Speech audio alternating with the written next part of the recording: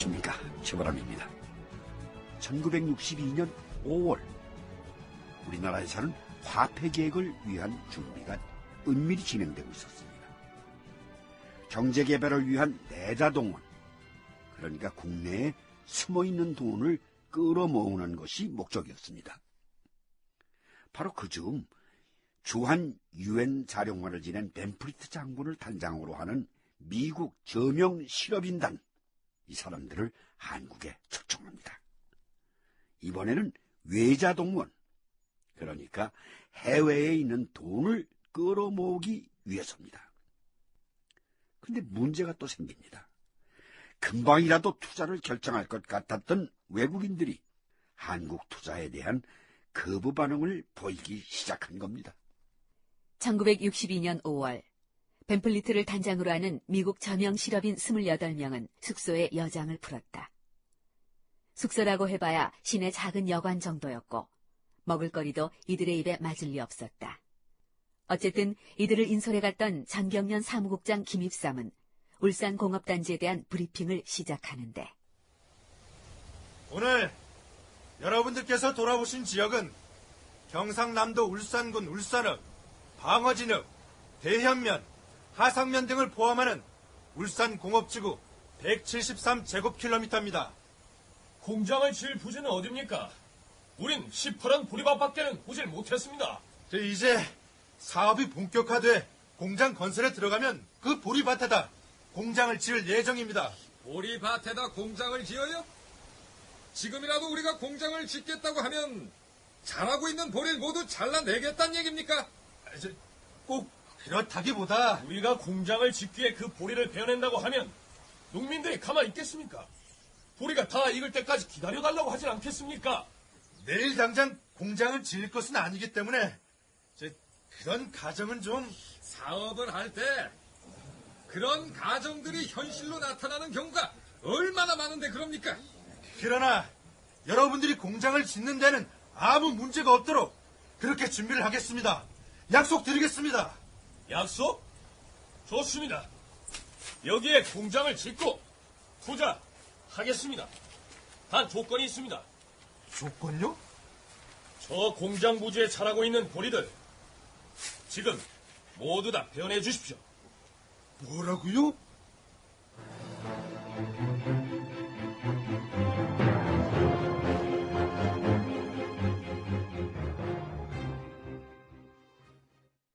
울산공업단지를 둘러본 미국 경제인들의 불만은 적지 않았다. 이들을 인솔해 갔던 김입삼은 인솔단장 벤플리트에게 달려가 매달리는 수밖에 없었다. 벤플리트 장군, 좀 도와주십시오. 여기서 투자 의지를 접고 미국으로 돌아가면 저는 죽습니다. 내가 한국의 입장을 이해하지만, 그러나 우리 미국 기업들이 틀릴만한 건 없어요. 애초 한국 기업인들이 미국에 와서 투자 설명회를 할 때는 모든 것이 다 준비되어 있다고 했어요. 우리는 그 말을 철석같이 믿고 이렇게 한국으로 날아왔는데, 막상 날아와서 보니 준비된 게 하나도 없어. 공장을 짓는다고 해도 지금 당장 지을 것도 아니진 않습니까? 투자 약정 체결하고 이것저것 준비하는 과정에 보리는 다 익습니다. 다 익으면 그 보리 베어내고 그때 공장 부지 작업해도 된다고 우리는 그렇게 생각을 했던 겁니다. 미국과 한국의 문화 차라면 차이기는 한데, 장군께서는 한국 전쟁에 참전하시지 않으셨습니까? 그때 유엔 사령관직을 수행하면서 한국 사람들 어떻게 사는지 보셨지 않습니까? 한국 사람들 부지런하고 근면합니다. 부지런하고 근면한 농민이 땅 한 떼기 그냥 놀리는 거 보셨습니까?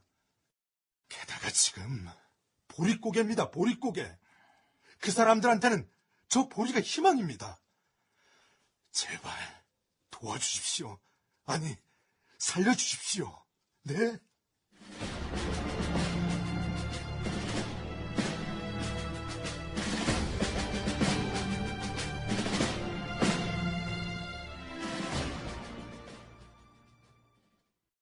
김입삼의 부탁을 받은 벤플리트가 나섰다.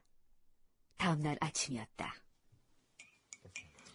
한국 측에서 아침에 우리 먹으라고 달걀 프라이하고 커피를 준비했는데 여러분 드실만 합니까? 이 달걀 프라이는 아주 싱싱한 달걀로 요리해서 그런지 좋습니다만 이 커피는 도저히 써서 먹을 수가 없습니다. 여기 종업원들 커피 어떻게 끓이는지도 잘 모르는 모양이에요. 여기가 워낙에 시골이라 그럴 겁니다. 원래 아침 식사는 대도시 호텔로 나가 하는 걸로 계획되어 있습니다만 나가는 시간 동안 혹시라도 우리가 배고플까봐 어젯밤 여기 분들이 부랴부랴 준비한 거랍니다. 아니 뭐 그렇게까지. 요즘 한국은 보릿고개입니다. 여러분, 보릿고개가 뭔지 아십니까? 보리 언덕 말씀하시는 겁니까? 보리 언덕. 그런 낭만적인 얘기가 아닙니다. 아주 슬픈 얘기입니다. 한국에서는 가을에 수확한 쌀이 다 떨어지고 이듬해 봄 보리 수확을 하기까지 이 시기를 보릿고개라고 합니다. 보리가 익을 때까지를 기다리지 못해서 굶어 죽는 사람. 그 삶의 고개를 넘지 못하고 굶어 죽는 사람들이 많아서 그 기간을 보릿고개라고 했다는 겁니다. 슬픈 이야기군요. 여러분이 울산공업단지에서 봤던 그 보리가 익을 때까지 많은 이들이 굶주림에 시달려야 할 겁니다. 지금 우리가 먹고 있는 이 달걀은 이 일대를 모두 뒤져서 구해왔다는데 오늘 아침 달걀 한 알로 허기진 배를 채워야 했을 사람들이 있을 겁니다. 그 가운데는 아이들도 있겠지요. 그들이 우리들을 위해 기꺼이 내놓은 달걀입니다. 맛있게 드시기 바랍니다. 보릿고개. 지금 자라나는 아이들에게는 백과사전에서나 나올 법한 이야기입니다. 그러나 그때는 정말 그랬습니다. 먹을 것이 없어서 심지어 굶어 죽는 사람도 있었습니다. 정말 지긋지긋한 가난이었습니다. 이 가난을 떨쳐내는 일에 생각해보면 나라의 높은 분들만 역할을 했던 건 아닙니다. 좁디 좁은 공장 안에서 자신을 희생하며 오빠와 동생을 공부시켰던 여성 근로자들이 있었습니다. 대학을 나와도 취직이 안 되자 소독 탄광 막장으로 달려갔던 광부들이 있었습니다. 가족을 위해 혈혈단신 소독으로 갔던 간호사들이 있었습니다. 또한 외자 도입 못하면 죽는다는 생각으로 해외 투자자들에게 매달렸던 관계자들이 있었습니다. 생각해보면 그때 우리에게 경제개발이란 밥을 굶지 않는 것, 끼니를 거르지 않는 것과 같은 의미였던 것 같습니다. 생존이었던 겁니다.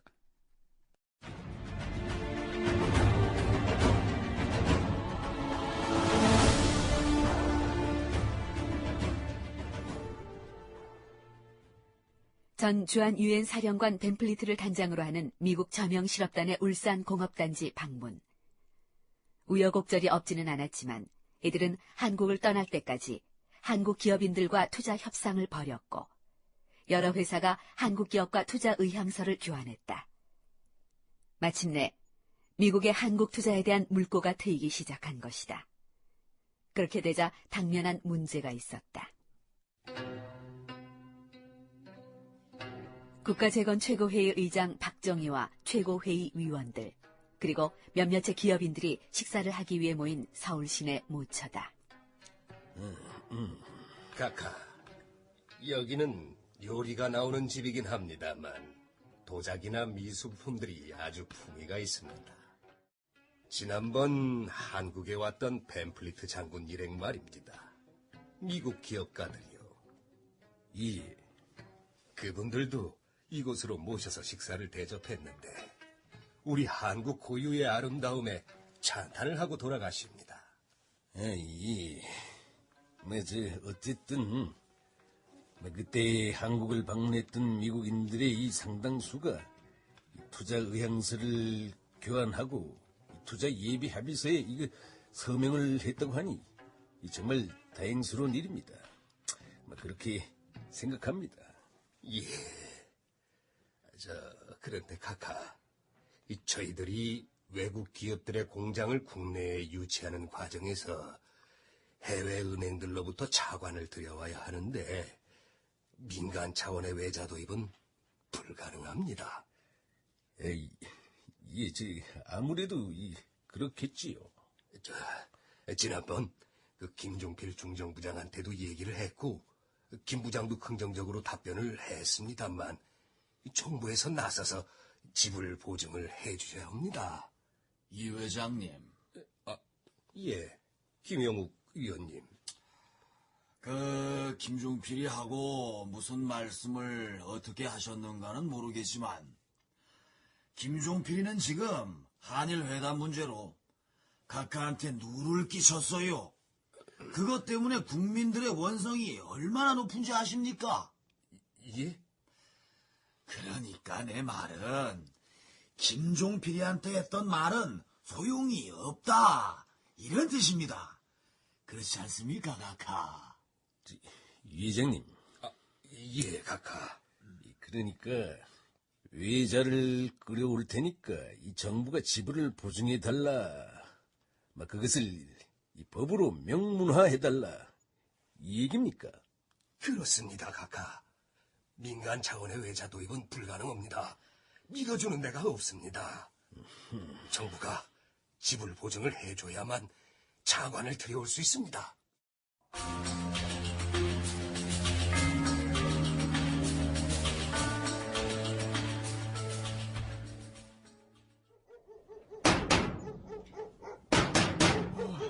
이 새벽에 누구? 카카! 이 새벽에! 다음날 이른 새벽, 박정희는 경제기획원 조사관으로 있던 김학렬의 해화동 집을 찾는다. 임자. 예, 카카.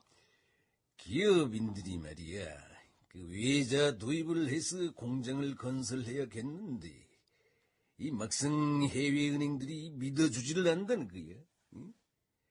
그래서 이 정부 보고 보증을 좀 서달라고 하는데, 임자 생각은 어때? 그 고민 때문에 밤새 술 드시고 이 새벽에 저희 집을 찾으신 겁니까? 내 경제교사가 김학렬인데, 응? 학렬이한테 물어봐서 결정을 해야겠다 싶어서 왔어. 카카, 정부 지불 보증법이란 게 길들여지지 않은 야생마 같습니다. 이 야생마는 기수가 좋으면 잘 달리지만서도 기수가 잘 다스리지 못하면 이리저리 채소 바치고 보리 바치고 마구 달려갑니다. 그 야생마가 마구 밟고 지나간 밭은 한마디로 쑥대밭이 됩니다. 그러면 이 야생마 같은 정부 지불 보증법을 하지 말란 말이야? 하지 말란 말씀이 아니라 그 야생마를 잘 다스릴 자신이 있냐 이깁니다. 이거 잘못하면 나라 전체가 빚더미 위에 올라오는 일입니다. 국가가 거덜날 수도 있는 일이란 말씀입니다.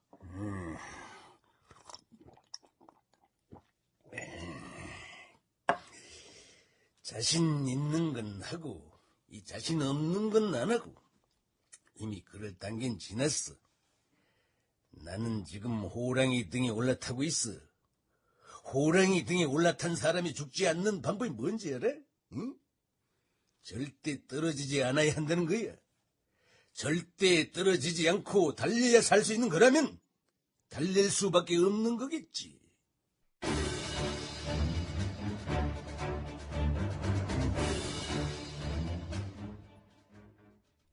1962년 여름, 우리나라는 장기 결제 방식에 의한 자본제 도입 특별조치법, 그리고 차관에 대한 정부지불 보증법을 입법화합니다.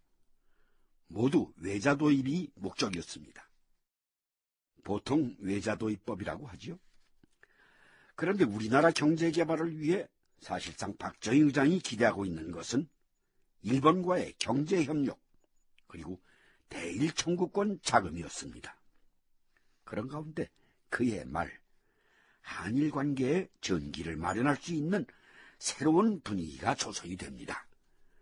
일본 자민당 총재 선거에서 이케다가 재선하면서 한일 교섭에 뭔가 새로운 변화를 모색하게 되는 겁니다.